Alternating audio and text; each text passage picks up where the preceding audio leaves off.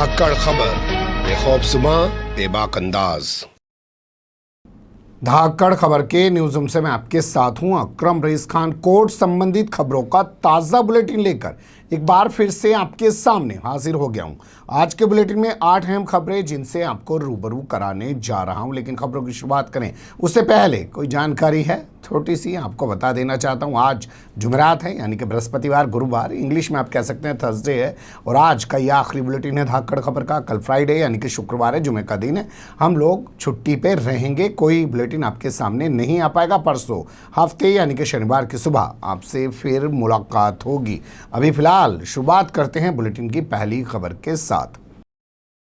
पहली खबर कुतुब मीनार की मस्जिद से जुड़ी हुई आ रही है। बड़ा मामला है ये। इस मामले में दावा किया जा रहा है कुछ हिंदू समाज के लोगों के द्वारा, कुछ जैन समाज के लोगों के द्वारा कि साहब 27 मंदिरों को तोड़ दिया गया।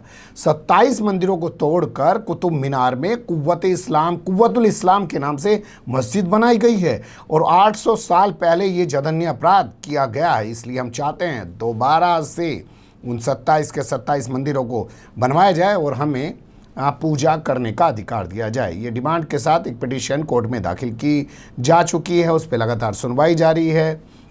जो ताज़ा सुनवाई हुई है उसमें फ़िलहाल 1 महीने के लिए तारीख को आगे बढ़ा दिया गया है, यानी कि अब 23 जुलाई को इस मामले में सुनवाई होगी। कहा जा रहा है कि साहब इस मस्जिद में नमाज भी नहीं होती है, तो ये वैसे भी खाली पड़ी है, इसमें कभी नमाज नहीं हुई है, इसलिए इसको तुड़वाया जाए और दोबारा यहाँ पर मंदिर का निर्माण कराया जाए। ये हज़ारों लाखों हिंदुओं की आस्था और जैनियों की आस्था से जुड़ा हुआ मामला है। आप देखेंगे जब से 9 नवंबर 2019 को बाबरी मस्जिद का फैसला आया था, सुप्रीम कोर्ट के उस फैसले के बाद बहुत सारे लोग ये कहने लगे थे कि अब राड़ ख़त्म हो जाएगी, लेकिन राड उसके बाद बढ़ाई जा रही है। जैसे हम मथुरा का मामला देख सकते हैं, काशी का मामला देख सकते हैं और ये कुतुब मीनार की कुव्वतुल इस्लाम मस्जिद का मामला देख सकते हैं। दावा किया जा रहा है 27 हिंदू मंदिरों को, जैनियों के मंदिरों को तोड़कर ये मस्जिद बनाई गई थी। अगली खबर का रुख कर लेते हैं।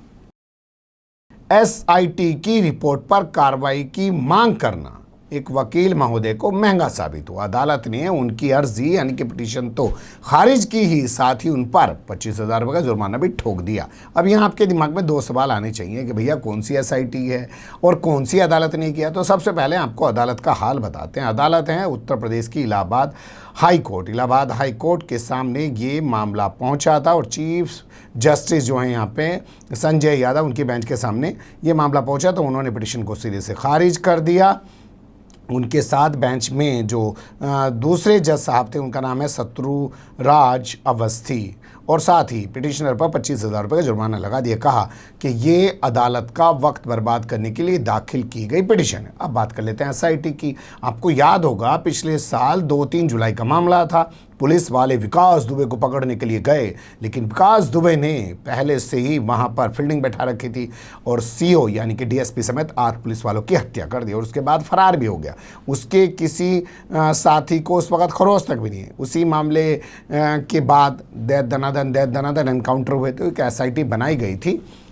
एसआईटी की रिपोर्ट आ चुकी है, उस पर कोई एक्शन नहीं लिया गया है। उसी पे एक्शन करवाने के लिए जो है एक पिटीशन दाखिल की गई थी इलाहाबाद हाई कोर्ट में। कहा गया था कि साहब उस पर कार्रवाई होनी ज़रूरी है, क्योंकि उस वक्त चर्चाओं में कुछ ऐसी चीज़ें आई थी। आपको भी याद होगा कि विकास दुबे की पुलिस वालों से, अधिकारियों से बड़ी सेटिंग है और उन्हीं के दम पे ये सब कर रहा है। और जब पुलिस वाले उसको पकड़ने गए थे तो थानेदार कोई था, उसने पहले से जानकारी दे दी थी, तो इसलिए उस एसआईटी रिपोर्ट पर कार्रवाई होना बेहद ज़रूरी है। लेकिन हाईकोर्ट ने माना कि ये वक्त बर्बाद करने वाली पिटीशन है और उसको खारिज कर दिया। जज का विवेक सबसे बड़ी चीज़ होती है अदालत के अंदर, ये पहले जान लीजिए।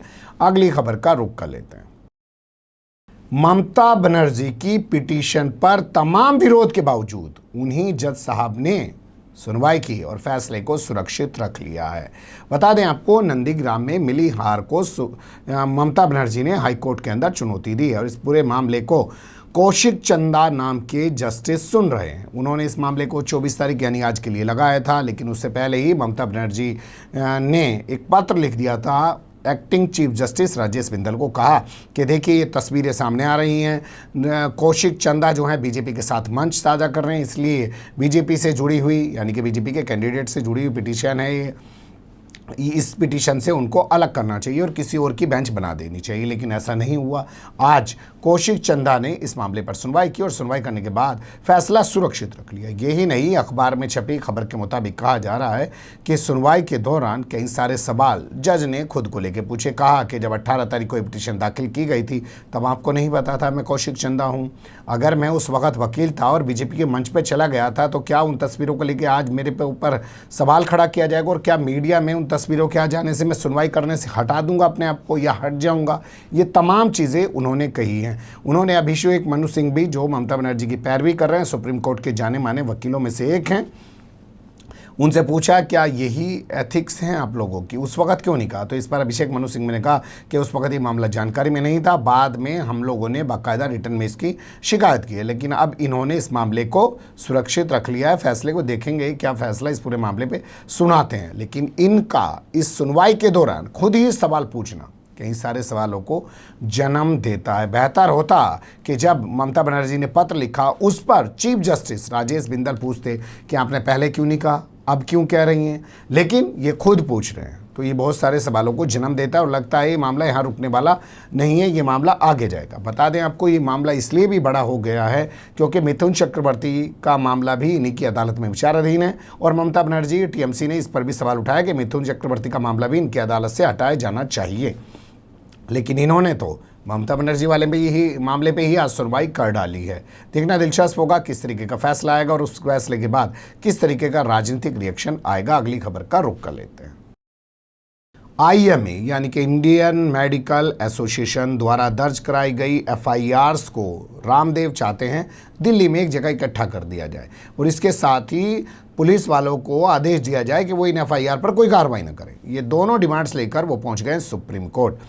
अब देखेंगे सुप्रीम कोर्ट इस मामले पर सुनवाई करेगा और सुनवाई करने के बाद क्या दलील देगा। वैसे आपने देखा होगा कि इसी तरीके की पिटीशन अमीश देवगन लेके पहुंचा था। उसने कहा जी मेरे खिलाफ दुनिया भर की एफआईआर दर्ज होगी जी, ख्वाजा गरीब नवाज वाले मामले में बयान देने के बाद गलती से मेरे मुंह से निकल गया था जी, हैं, जैसे कहीं और से भी बोलता हूँ।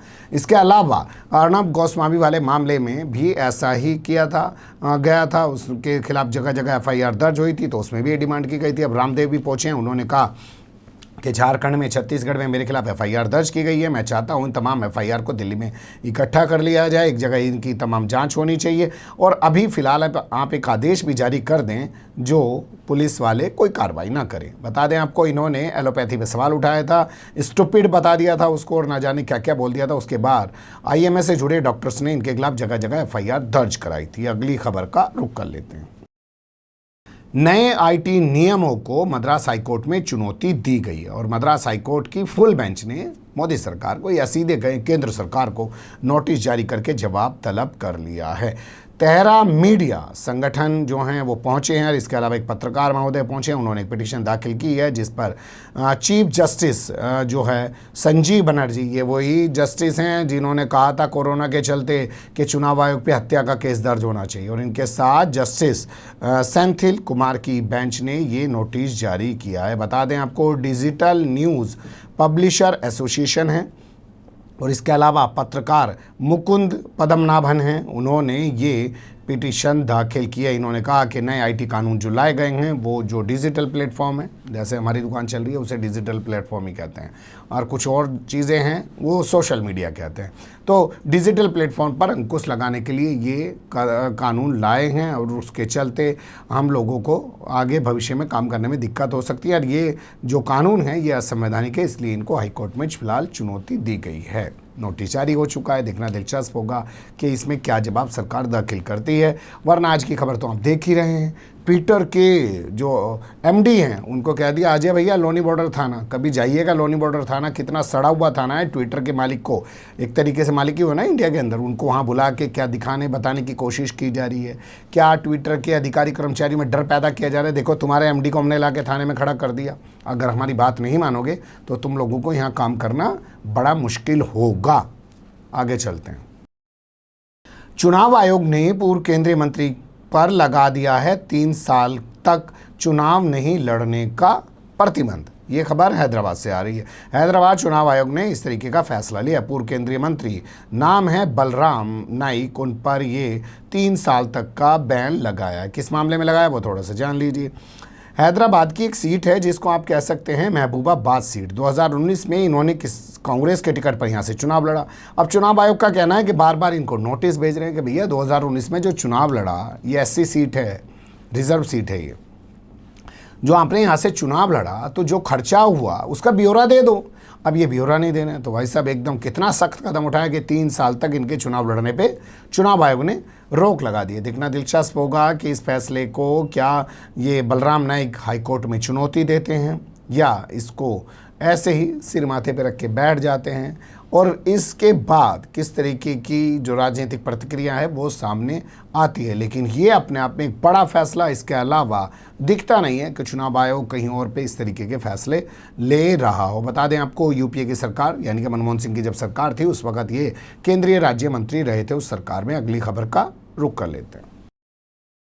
मोदी सरनेम मामले में आज सूरत की अदालत में पेश हुए राहुल गांधी और उन्होंने अपना बयान दर्ज कराया। बता दें आपको 2019 का वक्त था, यानी कि लोकसभा चुनाव चल रहा था। उस दौरान आपको याद होगा राहुल गांधी ने कह दिया कि जितने भी लोग हैं पैसा ले लेके भाग रहे हैं, जैसे ललित मोदी, नीरव मोदी, नरेंद्र मोदी, तो सारे मोदी जो हैं वो इसी तरह के क्यों हैं। तो इसके बाद बीजेपी के एक विधायक हैं, उनके नाम में भी मोदी है। उन्होंने कहा भैया मेरा मोदित्व जाग गया है, अब मैं अपने मोदित्व की रक्षा के लिए तुम्हारे ऊपर मानहानि का मुकदमा करूंगा। और पूर्णेश मोदी ने जाके सूरत की अदालत में एक मानहानि का मुकदमा राहुल गांधी के खिलाफ ठोक दिया।